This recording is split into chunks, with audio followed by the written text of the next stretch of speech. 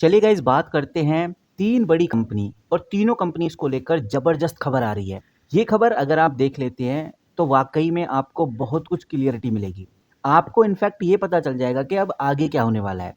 Screen पे आपको नजर आ रहा है, पहली कंपनी हम डिस्कस करेंगे भारत हैवी इलेक्ट्रिकल लिमिटेड। इस कंपनी को शानदार ऑर्डर हाथ में लगा है।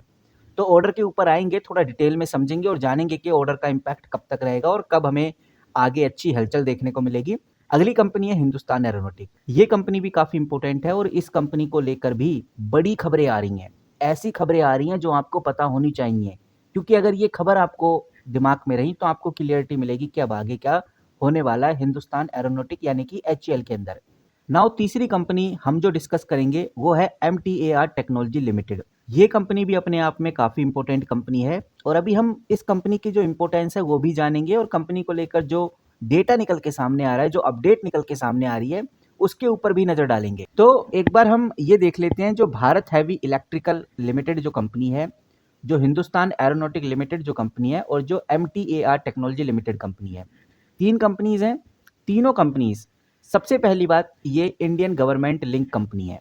कंपनी का काम अलग अलग है लेकिन इन तीनों कंपनी का सेक्टर एक ही है और ये तीनों कंपनी एक दूसरे के जो प्रोजेक्ट्स होते हैं उन प्रोजेक्ट्स में लिंक्ड हो जाती हैं। जैसे अगर हम BHEL की बात करें, ये एक बड़ी इंजीनियरिंग और मैन्युफैक्चरिंग कंपनी है जो कि energy, power generation, transmission, oil and gas infrastructure और डिफेंस सेक्टर में काम करती है। और वहीं HAL की बात करें तो HAL एरोस्पेस और डिफेंस में काफ़ी ज़्यादा स्पेशलाइज है। ये company aircraft, helicopter, jet engine में भी काफ़ी ज़्यादा स्पेशलाइज है। वहीं अगली कंपनी की बात करें यानी कि MTAR टेक्नोलॉजी लिमिटेड की, तो इस कंपनी के बारे में आप ऑलरेडी जानते हैं। ये एक precious engineering and manufacturing company है। आप ये समझिए, ऐसी टेक्नोलॉजी जो बहुत एडवांस है, उस टेक्नोलॉजी के जो माइक्रो और सबसे इम्पोर्टेंट जो पार्ट है वो MTAR टेक्नोलॉजी ही बनाती है।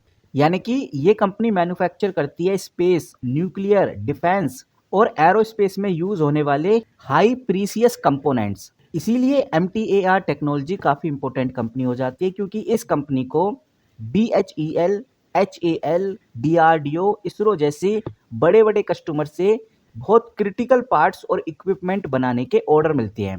ये कंपनी रॉकेट इंजन कंपोनेंट्स बनाती है, न्यूक्लियर रिएक्टर इक्विपमेंट बनाती है, डिफेंस में यूज होने वाला हार्डवेयर बनाती है। इसीलिए MTAR टेक्नोलॉजी BHEL और HAL के प्रोजेक्ट में काफ़ी क्रिटिकल सप्लायर है। तो अभी हमने तीनों कंपनीज के बारे में हल्का फुल्का जाना है, लेकिन अब हम बात करते हैं BHEL यानी भारत हैवी इलेक्ट्रिकल लिमिटेड को लेकर।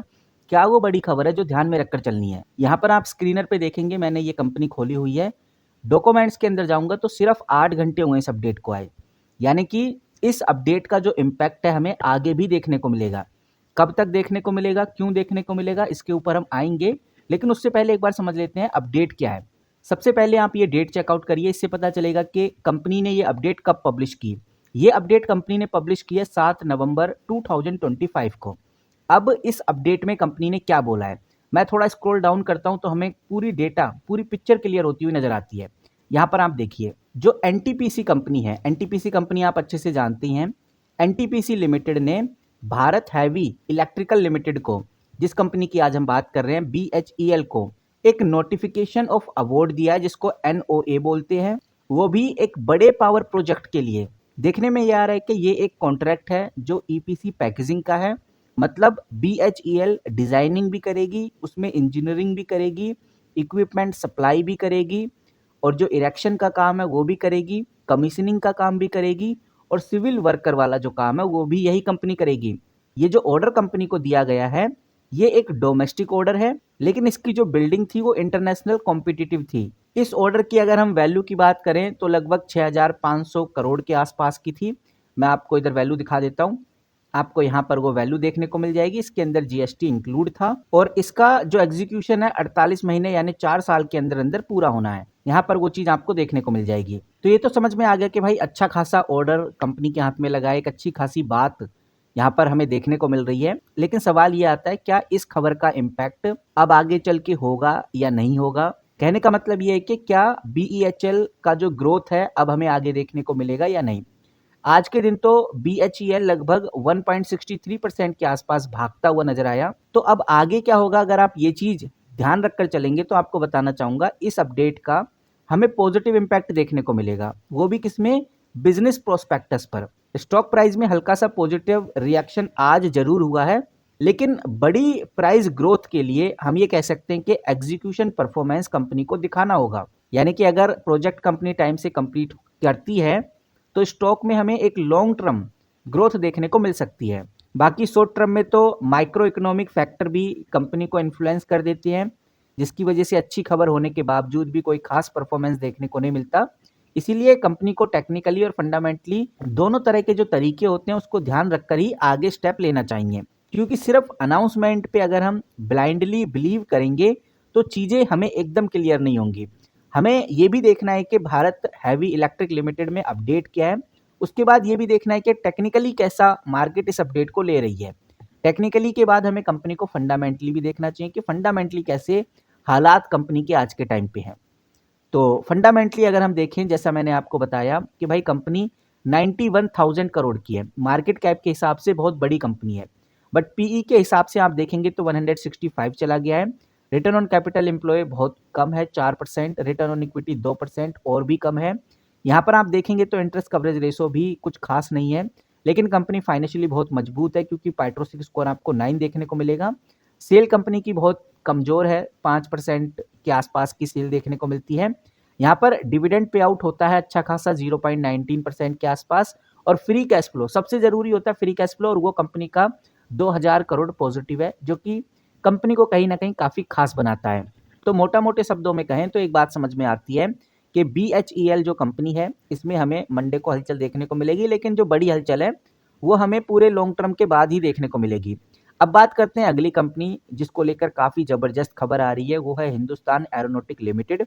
और मैं हूं स्क्रीनर पे, ये डॉक्यूमेंट्स का ऑप्शन दिख रहा है, सिंपली क्लिक करूंगा तो आपको खुद आइडिया लग जाएगा कि 1 घंटे पहले कंपनी ने एक जर्नल अपडेट दी है। ये बिजनेस अपडेट नहीं है, ये एक जर्नल अपडेट है। सिंपली क्लिक करेंगे तो हमारे सामने वो जर्नल अपडेट खुल जाती है, और ये अपडेट भी 7 नवंबर 2025 की है। 2 दिन अब मार्केट क्लोज रहने वाली है, यानी कि 8 और 9 नवंबर को हमें मार्केट बंद होती हुई नजर आएगी सैटरडे और संडे की वजह से। 10 नवंबर को ही मार्केट खुलेगी, तो 10 नवंबर को ही हमें इस जर्नल अपडेट का इम्पैक्ट देखने को मिलेगा। तो आएंगे कि भाई बेसिकली इम्पैक्ट कैसा होगा, लेकिन एक बार ये जर्नल अपडेट है, इसको समझ लेते हैं। इस अपडेट में हिंदुस्तान एरोनॉटिक लिमिटेड ने एक जर्नल इलेक्ट्रिकल कंपनी, जो कि यूएस की कंपनी है, यूएस के साथ एक एग्रीमेंट साइन किया है। ये एग्रीमेंट 7 नवंबर 2025 को किया है, और इस एग्रीमेंट के तहत जो HAL है उसको 113 F404 GE IN20 इंजन का जो सपोर्ट पैकेज है वो मिलेगा। और इस इंजन का जो मैंने नाम लिया है वो आप इधर पूरा पढ़ सकते हैं। और ये इंजन कहाँ लगेगा? जी हाँ, बिल्कुल आप सही जानते हैं, 97 LCA MK1 प्रोग्राम में इस इंजन का यूज होने वाला है। और सबसे बड़ी समस्या ये है, जो HAL खुद बोलता है, कि हम तो इंजन डिलीवरी लेते लेते परेशान हो गए, हम थक गए, क्योंकि ये कॉन्ट्रैक्ट हमने सितंबर 2025 में दिया था, उस टाइम ही हमने साइन कर दिया था, लेकिन अब कहीं जाके हमें डिलीवरी मिल रही है। और सबसे बड़ी बात यह है कि इसका जो पर्पस है वो यही है कि इंडियन एयरफोर्स को और मजबूत किया जाए, उसको एडवांस किया जाए। इंडियन एयरफोर्स के अंदर भी LCA तेजस MK1 फाइटर जेट में इस पावरफुल इंजन को लगाया जाए। तो ओवरऑल कंक्लूजन पे आए तो एक बात समझ में आती है कि HAL ने GE से 113 एयरक्राफ्ट इंजन का बड़ा ऑर्डर लिया है, जिसको वो LCA MK1A fighter jet programme में स्मूथली एग्जीक्यूट करने वाला है। और ये जो डील है ये इंडिया के इंडिगस डिफेंस एयरक्राफ्ट मैन्युफैक्चरिंग को बूस्ट करता है। फिलहाल अभी भी जो डिलीवरी टाइम है 2027 है, 2027 से डिलीवरी स्टार्ट होगी, 2032 में जाके कहीं ये डिलीवरी कंप्लीट होने वाली है। तो मोटा मोटी शब्दों में एक बड़ी बात कह देता हूँ जो हमें पता होनी चाहिए, कि भाई इस खबर का क्या लेना देना, स्टॉक में क्या होगा, आगे हमें क्या हलचल देखने को मिलेगी। HAL के केस में अगर बात करें तो HAL यानी कि हिंदुस्तान एरोनॉटिक, मैं यहाँ पर HAL खोल देता हूँ, और ये HAL यहाँ पर खुल चुका है। तो आप देखेंगे आज HAL लगभग 1% की तेजी में रहा है, यानी कि मार्केट में इस खबर का रिएक्शन पॉजिटिव रहा। HAL के शेयर ने अनाउंसमेंट के बाद लगभग 1 से लेकर 3% तक की तेजी भी दिखाई थी। तो एनालिस्ट का यहाँ पर कहना है कि ये कॉन्ट्रैक्ट HAL के लिए लॉन्ग टर्म ग्रोथ साबित होगा, क्योंकि ये इंडिया के इंडिगस डिफेंस प्रोडक्शन को बूस्ट करता है। इस डील से HAL का रेवेन्यू विजिबल और मजबूत देखने को मिलेगा, और फ्यूचर में कंपनी को ऑर्डर बुक और भी ज़्यादा बढ़ सकते हैं। तो इसी वजह से कुछ ब्रोकर इस कंपनी को बाय की रेटिंग देते हैं और प्राइस टारगेट अभी 4600 है, तो प्राइस टारगेट 4800 6200 तक ले जाने की बात करते हैं। और ये भी हमें ध्यान रखना काफ़ी ज़रूरी हो जाता है कि एचएएल का जो स्टॉक है डिफेंस सेक्टर के ओवरऑल मैक्रो इकोनॉमिक और गवर्नमेंट पॉलिसी के ऊपर काफ़ी ज़्यादा इफेक्ट करता है। लेकिन इस कॉन्ट्रैक्ट की वजह से कंपनी का जो क्रेडिबिलिटी है, जो ऑपरेशनल कैपेबिलिटी है, मार्केट में जो स्ट्रॉन्ग प्रेजेंस है वो बरकरार रहती है। इसी वजह से गाइज एचएएल आज के टाइम पे काफ़ी चर्चित कंपनी की लिस्ट में है। आप नज़र बना के जरूर रखिए। नाउ अगली कंपनी पे आ जाते हैं, वो है MTAR टेक्नोलॉजी। MTAR टेक्नोलॉजी के बारे में मैं ऑलरेडी डिस्कस कर चुका हूँ। ये कंपनी काफ़ी इंपॉर्टेंट हो जाती है, खासकर BHEL, HAL जैसी कंपनी के लिए, क्योंकि उनको कोई भी काम मिलता है, यानी BHEL को मिले या HAL को कोई भी काम मिले, तो उसके लिए जो क्रिटिकल इक्विपमेंट हैं, क्रिटिकल कंपोनेंट्स हैं, उसको बनाने का काम MTAR टेक्नोलॉजी ही करती है। और अभी कंपनी के लेटेस्ट क्वार्टरली रिजल्ट आए, जिसमें आप बहुत क्लियरली देख सकते हैं कोई खास बदलाव कंपनी ने नहीं किया है, बल्कि यहाँ पर हमें डाउनफॉल ही देखने को मिलता है। सितंबर 2024 के डेटा के हिसाब से 190 करोड़ की सेल गिरकर 135 करोड़ पे आ गई है और ओपीएम परसेंटेज 19% से गिरकर सीधा 12% पे आ गया है। चलो ये सब तो चलता है, लेकिन नेट प्रॉफिट आप देखिए 18 करोड़ से गिरकर 4 करोड़ 5 करोड़ पे आ गया है। तो बहुत ही तेजी से हमें कंपनी के क्वार्टरली रिजल्ट में डाउनफॉल देखने को मिल रहा है, जिसकी वजह से एमटीआर टेक्नोलॉजी आज के टाइम पे काफ़ी ज़्यादा चर्चित कंपनी की लिस्ट में बनी हुई है। अब देखते हैं कि भाई क्या अपडेट हमें आगे एमटीआर टेक्नोलॉजी में देखने को मिलती है। फिलहाल इस वीडियो में इतना ही, तो मिलते हैं किसी नई वीडियो के साथ, तब तक के लिए take care and good bye.